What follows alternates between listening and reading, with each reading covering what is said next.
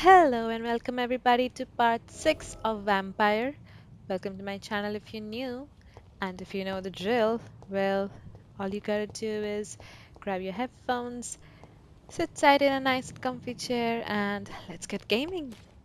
Also, if you haven't checked out my previous parts, please do so you can catch up with and enjoy this lovely viewing experience with me.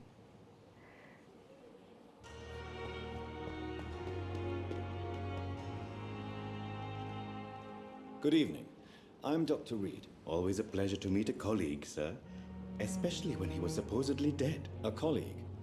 Are you a doctor too? Not anymore, sir. I used to be Dr. Rakesh Chadana. Now, I'm just Mr. Chadana, pawnbroker and humble guardian of this morgue. What do you mean, you used to be a doctor? Was your license revoked? No, sir. It is just that I like to be precise. I run a little pawn shop while taking care of the dead. But I used to be a real doctor.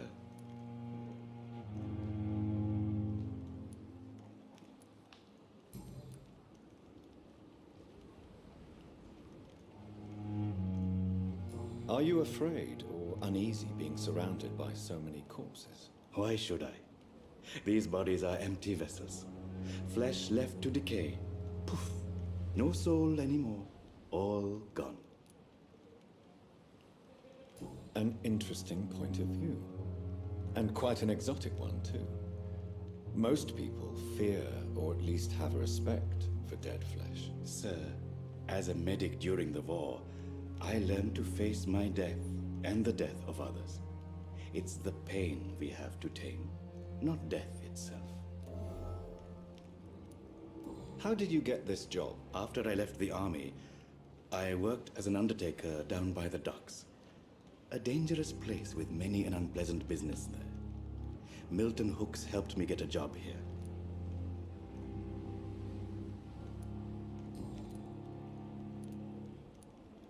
Have we met before? I don't think so, sir. Why? When we first talked, you said you were glad to meet me since I was reported dead. Funny story, sir. Your sister came here a few nights ago. You were missing, and she was looking for your body. She must be very relieved now. Do you work here alone? Yes, very easy work, sir.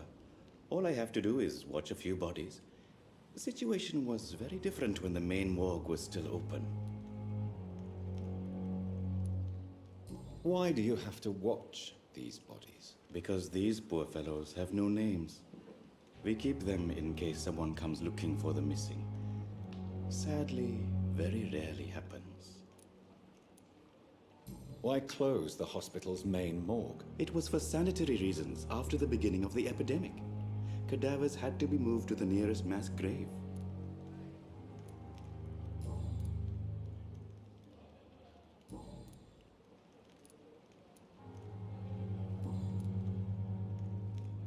Since you're not afraid of dying, do you believe in life after death, Rakesh? No, I believe we must do all the good we can while alive.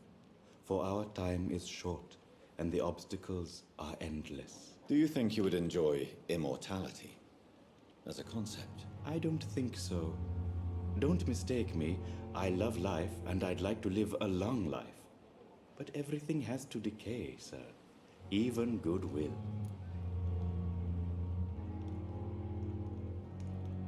So you're ready to die? No, I am not. I don't fear death, for I won't see it.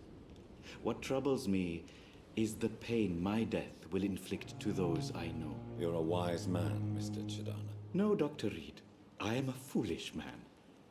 But I like to think otherwise. Do you really believe goodwill cannot last? As I said, sir, everything decays. If I was to never die, goodness, I would be bored or worse. And I like to be helpful, sir. Quite depressing, wouldn't you say? Yes, but the good news is we'll all die before losing our humanity, sir.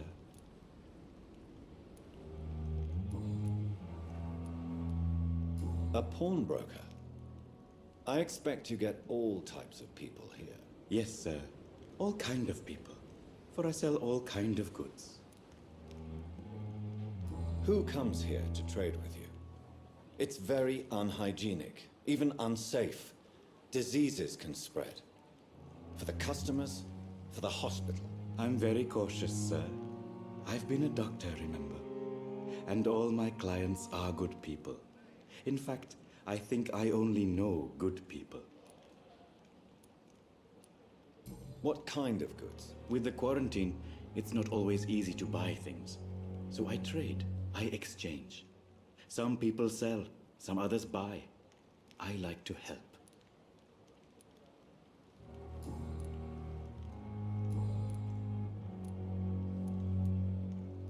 Please show me what you have to sell. Of course. It's just trinkets and curios, really. But I'm sure they can be useful.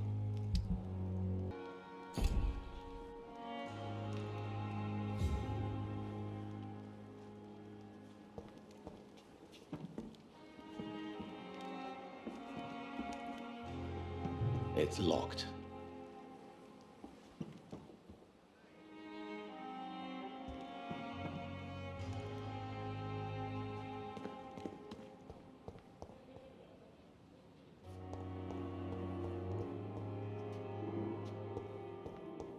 Oh, sweet girl. I'm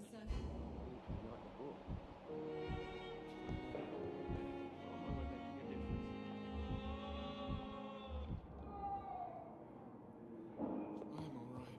Don't waste your time with me. Finally, you've returned, Doctor. Did you find anything of value? Yes, nurse. You've worked your first miracle, Doctor. Now, this patient here needs immediate treatment. Duty calls. When the storm has passed, I'll show you how to mix the remedy yourself with the same basic ingredients. Many thanks, Doctor. When you've finished, you ought to report to Dr. Swansea in his office. He's been looking for you. Seemed pressing. But in the circumstances, I'm willing to give you the benefit Good of the evening, doubt. sir. Doctor, I will not let you down, my boy. Be sure to subscribe, hit the like button, and turn those post notifications on because there will be a lot more games to come You always in the knew the future. words to calm the children, Helen. As for me, what a blundering idiot. My sweet girl. So make sure you don't miss those. Good evening, sir. But in the circumstances, I'm willing to give you the benefit of the doubt. Good evening, sir. I'm Dr. Reed. I believe we're going to be colleagues. Reed, yes, I've been informed about your arrival. I'm Waverly Ackroyd. Welcome aboard, I suppose. Does my arrival inconvenience you in some way, Dr. Ackroyd? Let us just say that I don't particularly share Dr. Swansea's enthusiasm for hiring you. What we need here are reliable professionals, not overrated dabblers.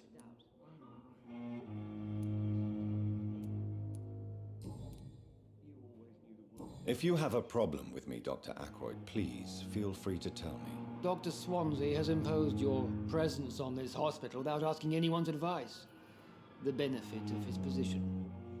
But I don't agree with it. I know we've never met before, but I believe this hospital could use all the help it can get. You will agree with that, I'm sure. Oh, but I have heard about you, Dr. Reed. Of course, you can't say the same about me, since I have not wasted my time courting the press.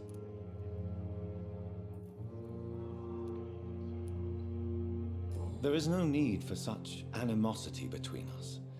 Don't you think the epidemic is already enough to deal with? That is one point we could agree on. And that is precisely why I want to be sure that you will be of help to this hospital instead of a burden.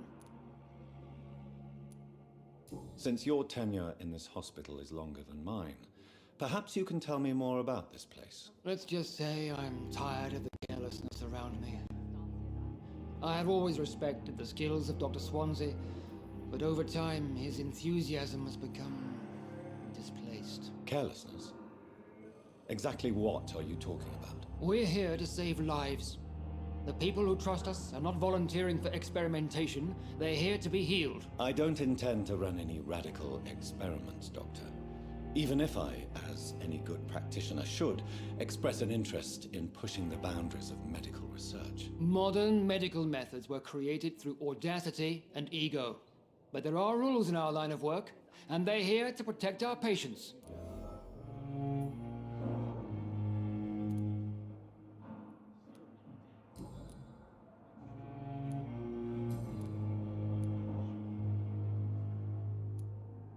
I don't know what you've heard about me, but I have already proved my value as a practitioner. I don't question your skills, Dr. Reed, but your motive. Is it money, fame, or are you truly dedicated? And what exactly is that supposed to mean? I served in the war just like you. But unlike you, I did not use the wounded to play the modern sorcerer. Be careful what you insinuate, Dr. Ackroyd. I only want you to admit you used those men to improve your theories. This is ridiculous. My blood transfusion technique saved many lives, and you know it. You see? That is exactly what I hate about people like you. You avoid this kind of accusation instead of facing reality. It seems you have bad memories of your military service. I refuse to see this industrial slaughter as scientific progress.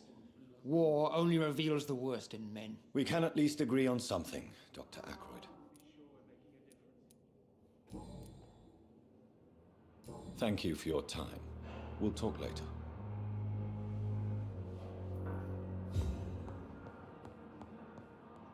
Good evening, sir. Good evening, sir. I'm Dr. Reed. May I help you? I don't know if a third opinion is needed. Your colleagues are already arguing about my condition. I see. Would you mind telling me more about your situation? I'm Harvey Fiddick. All I want is to get me bloody arm fixed properly.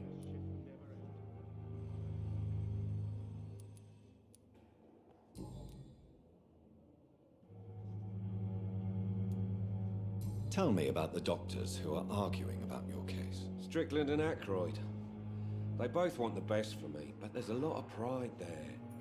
Doctors are no different from carpenters, it seems. What do you mean? I often had professional arguments with rivals on a building site. Difference is, I disagreed about wooden nails, not flesh and bones. Tell me about yourself, Mr. Fiddick. I'm just a regular guy waiting to get his arm fixed, so I can return to work and to my family. I was more curious about what you were doing before being hospitalized. I'm a carpenter, and a good one too. But that means I need both arms to feed my family, Dr. Reed. Are you satisfied with your treatment here? Well, it's clear that I've chosen a bad time to be injured. Forgive my bluntness, but you seem overwhelmed by cases of the flu. I won't lie to you about it. I'm afraid we are. Are you sure you don't want to operate yourself, Dr. Reed? I have the feeling you're very capable, and your colleagues seem to think so too. In other circumstances, you would be right. But for now, I don't think I can take on the responsibility. My apologies. So, up until now, it's all basically interviewing different doctors Goodbye and for people now, to Mr. know Fiddick. exactly what's I'll see going you on later. in this I hospital. always knew the words to calm the children, Ellen. As for me, what a blundering idiot. Good evening, Doctor. I believe we're going to be working together. Dr. Reed. Dr. Swansea informed us of your arrival, but I could not dare to believe we'd have such good fortune. Such an honor, sir. Thank you. And you are? I am Thoreau Strickland, Dr. Thoreau Strickland. I'm a great admirer of your work, Dr. Reed.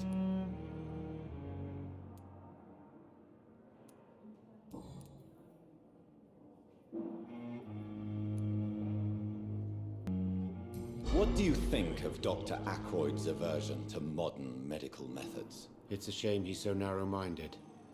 Dr. Swansea taught me that science is about exploring uncharted territory.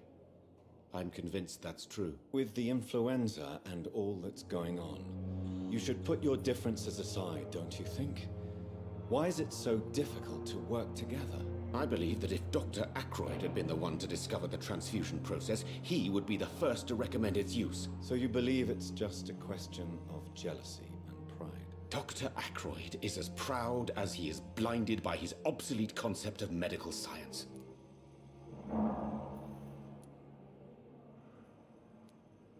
What can you tell me about the Pembroke? Well, it has always been an honor to work with Dr. Swansea.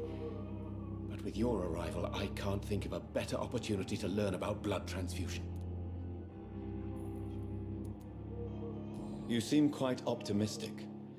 It's a rare and precious attitude in these difficult times. I'm convinced that this epidemic is a test of endurance and dedication for us men of science. Questions remain about our capacity to resolve the situation. True. Last summer, during the first wave of the epidemic, I used to joke with Milton about the extra work. We're not smiling now.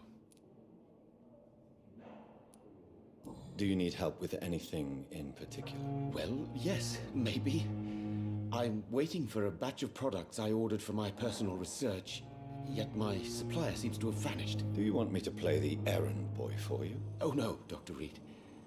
But if you went personally to his shop, what with your reputation and all, he wouldn't dare to refuse the products I need. I see. Well, give me the address, for I may pass by if I have time.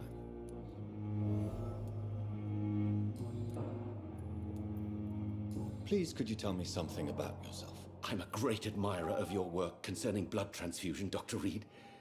I run my own experiments. I'm convinced it's the future. I based my technique on my mentor's research. He helped me perfect my method. What is yours? I'd rather not talk about it. For now, it's just theories and first approach. My process is purely experimental and unsuccessful. As long as you're cautious and methodical, you may remain empty-handed, but you won't fail. You're not the first one to warn me, but I am convinced knowledge is the main weapon against the ravages of this epidemic. What made you choose to be a doctor? I'm not ashamed to admit you and your work have inspired me. I am honored to have the opportunity to work by your side. It's always a pleasure to share scientific and medical knowledge with someone eager to learn. I'll be glad to help you if I can. This epidemic may be the century's most terrible disaster, but I'm convinced that we, as doctors, are the only ones able to defeat it.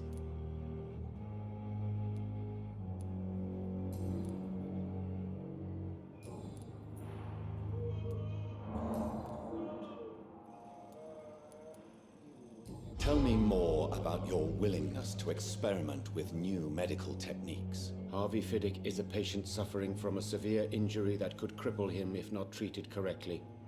I'm convinced your blood transfusion technique could help him. What is it you really want? To save him, or to prove your point? Fair question. I want nothing but to save my patient, Dr. Reed. Especially since I know Mr. Fiddick's story. Tell me Mr. Fiddick's story. Our first diagnosis was compromised because Mr. Fiddick lied to us about the real origin of his injury. He first claimed it was an accident. But why would he hide such crucial information from us? Because he is a proud father, ashamed of putting his children at risk because of his own negligence.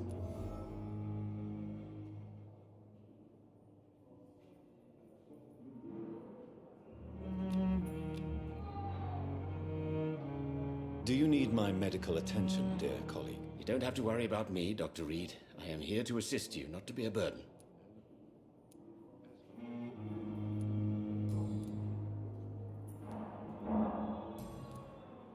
Goodbye, Dr. Strickland.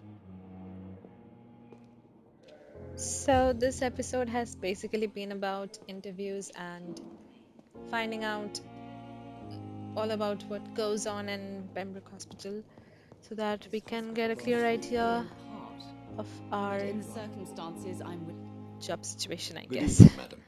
Can I help you? It's my son who needs you, sir. I'm Dr. Jonathan Reed. How can I help your son? I'm Beatrice Goswick, mother of Mortimer Goswick. Could you check on him, please, Dr. Reed? I've heard much of your talents as a physician.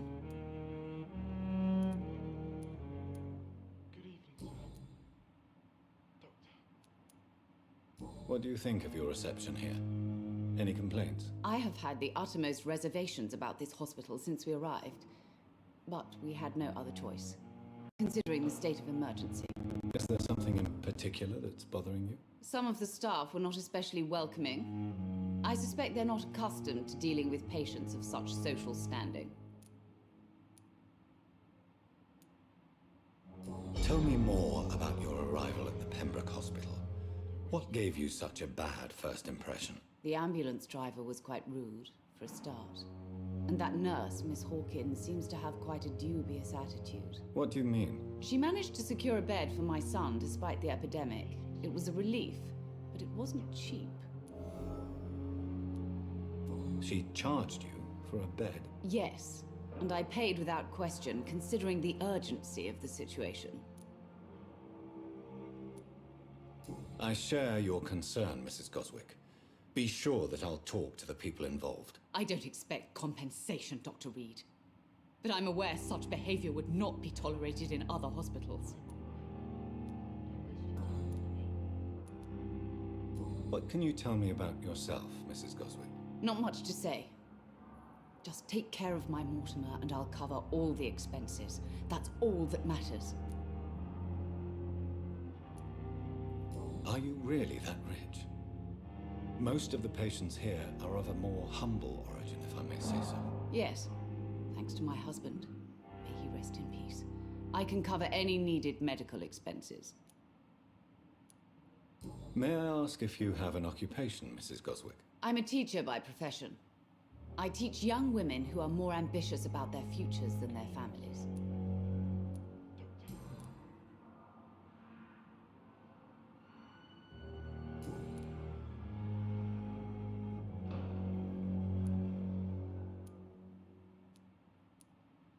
Goodbye, Mrs. Goswick. I'm all right. Don't waste your time with me. Good evening. I'm Dr. Reed. Can I help at all? No, Really? Why are you here, then? I don't want to talk. My throat hurts too much. I suppose that this pain is the reason you're here. Is someone taking care of you? Yes. And no. Could you at least tell me your name, sir? Mortimer. Mortimer Goswick.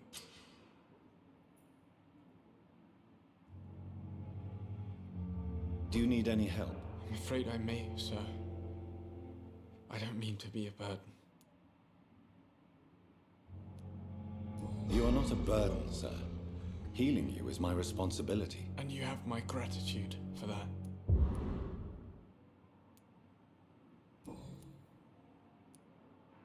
How painful is your throat, Mr. Goswick? So painful I'd rather not talk at all, Doctor. I'm sure you realize a doctor and his patient have to communicate, sir. Would it help if I gave you some paper and a pen? Not really. I see. Then maybe it's not just your throat that hurts, Mr. Goswick. Perhaps your sore throat is just the consequence of something more hurtful. Yes, maybe. But I don't want to talk or even write about it now. Why did your mother have you hospitalized here? She seems convinced this is a bad hospital. My mother just wants the best for me. She won't rest while I'm here. She'd go all the way to hell and back to help me. Is your mother bothering you? As your doctor, I can ask her to leave you alone if you would prefer. That's tempting, Doctor. But you have no idea what my mother is capable of. She would tie herself to my bed if you asked her to leave. Pembroke Hospital may look unorthodox, but rest assured you're in good hands here. It's not me you have to convince, Dr. Reed. It's my mother.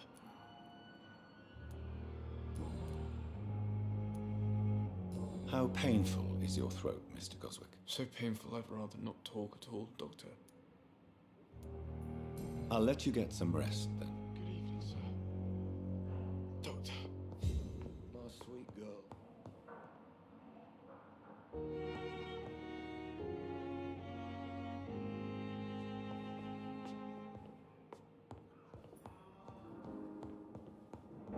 It's ghost on every street. So I think we have collected quite the information and should report it to Dr. Swansea. Kind of reminds me of Bella Swan. I don't know why. Please, Jonathan, come in. Fascinating, is it not? In the last decade, so many mysteries have been brought to light with our microscopes. The human body, biology's penultimate frontier. The more we explore its boundaries, the less we're able to trace a clear line between life and death. You, my friend, have a foot in both countries. The view must be vertiginous. It's at least as vertiginous as chatting about vampires with you, I would say. This must be all so new to you. This area of town, the hospital, a brand new life. How stimulating it must be. I wish I could share your enthusiasm, Dr. Swansea, but my condition defies scientific categorization. Undead? Unalive? Immortality defies logic. I cannot express my thrill at this serendipitous turn of events. The world's most eminent specialist in blood transfusions, a vampire. One might say a gift from heaven.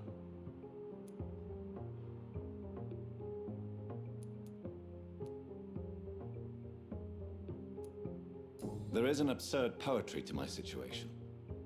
Physician, heal thyself. Forgive me. I've been an admirer of your work for a long time, and now you are so much more than a brilliant physician. And please, call me Edgar.